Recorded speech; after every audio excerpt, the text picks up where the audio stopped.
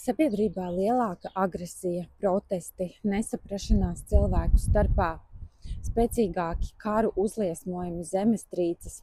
Pēdējās dienās saņemu jautājumus, kas notiek ar pasauli, vai tik nav kaut kā zvaigznes nelabi sastājušās.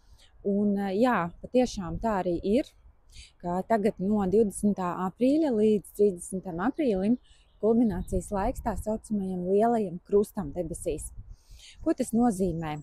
Plutons, Mars, Saule un melnais mēnesis ir sastājušies tieši viens pretī otram, izveidojot krustu.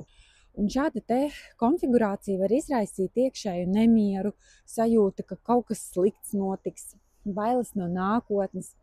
Kādam pasliktinās veselība, kādam ir bezspēks un apātija, citam tieši pretēji niknuma lēkmes, var plīst tehnika un trauki.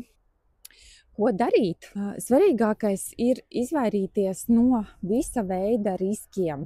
Labāk nebūt lielos pūļos, var pasakot līdzi gaisa tīrības kvalitātei, jo varbūt arī uzliesmojumi uz saules, var notikt kaut kādas dabas kataklizmas, bet šeit Latvijā mēs esam diezgan lielā drošībā. Svarīgi neiesaistīties konfliktos. Ja jūti dusmas, tad izlādējies sportā, skrien, sit boksa maisu, izdejojies, bet galvenais ne uz ceļiem pie stūras.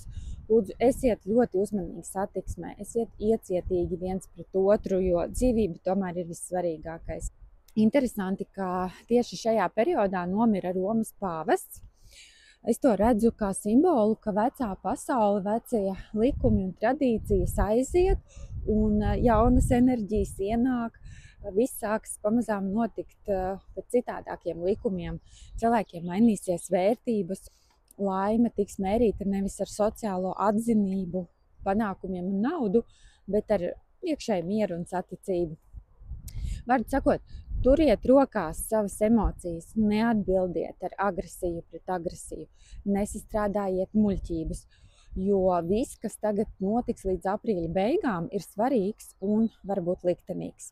Tad, lai visiem ir mierīgs pirmssvētku laiks un sargājiet sevi un savu ģimeni.